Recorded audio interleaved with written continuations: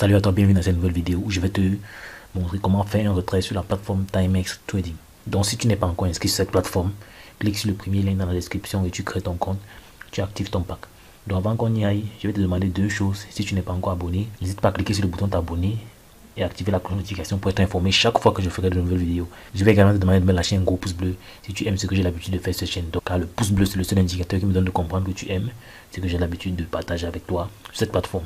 Car ici généralement je vais parler de business en ligne, je vais parler de nouvelles opportunités pour se faire de l'argent sur internet, du moins générer des revenus passifs. Donc comme je le disais plus tôt, aujourd'hui je vais te montrer comment faire un retrait sur la plateforme Timex Trading. Donc pour faire le retrait, il faudrait d'abord avoir un solde minimum de 25 $. Donc le minimum de retrait c'est 25 $. Parce que ce qui est important de noter sur la plateforme Timex Trading, le minimum de retrait que tu peux faire est fonction de ton pack. Si par exemple tu inscris avec un pack de 25 $, ce qui est le cas pour moi maintenant, même si j'ai un solde de 36 $, c'est le solde à l'équilibre qu'on peut retirer. Donc même si j'ai 36 $, je ne peux que retirer 25 $ par jour. Parce que c'est la limite de mon pack. Donc même si j'avais 500 $ ici, je ne pourrais que retirer 25 $ par jour. Parce que j'ai un pack de 25 $. Donc ce qui fait que c'est la taille de ton pack qui définit le plafond de retrait que tu peux avoir par jour. Ça c'est une information importante que je voulais donner.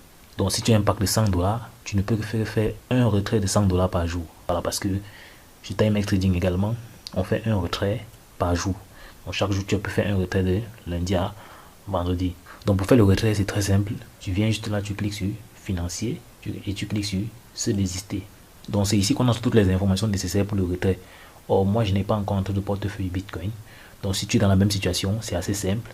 Tu cliques juste sur s'inscrire, tu colles l'adresse de ton portefeuille, comme je l'ai fait là. Tu cliques sur sauver et ça va enregistrer le portefeuille comme vous voyez là. Donc comme pour dire que tu peux enregistrer également plusieurs autres portefeuilles, j'ai pas encore cliqué sur s'inscrire pour enregistrer un deuxième portefeuille, mais c'est pas nécessaire. On va se limiter à celui-ci. Donc une fois que le portefeuille a déjà été enregistré, ce que je fais c'est ceci, je sélectionne le portefeuille parce que comme je disais plutôt, tu peux enregistrer plusieurs portefeuilles. Donc je sélectionne le portefeuille, je mets la valeur du retrait 25. Vu que mon pack actuel c'est 25 $, je confirme le montant à ce niveau. Et ici on me demande la clé financière. La clé financière, c'est une sorte de code de vérification que tu peux générer à chaque fois que tu veux faire un retrait.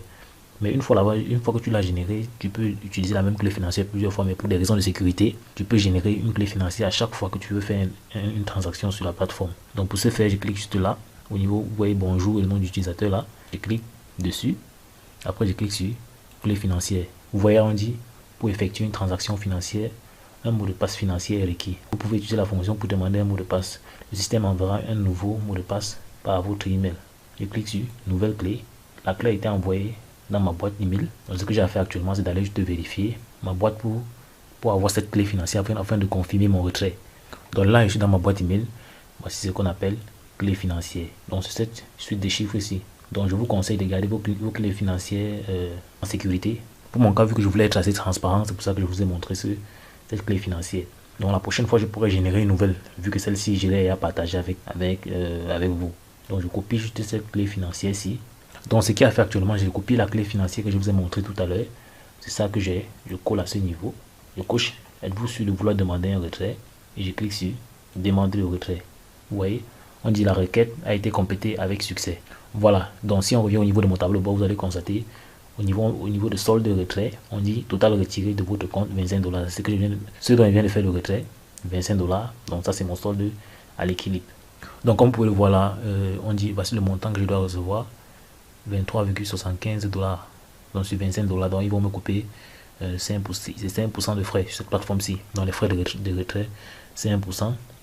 Voilà, donc vous voyez, étant donné que j'ai simulé un nouveau retrait, ils me disent que je ne peux pas faire un retrait. Un deuxième retrait, donc c'est un retrait par jour. Voilà, donc ça c'est la façon de fonctionner de Timex Trading.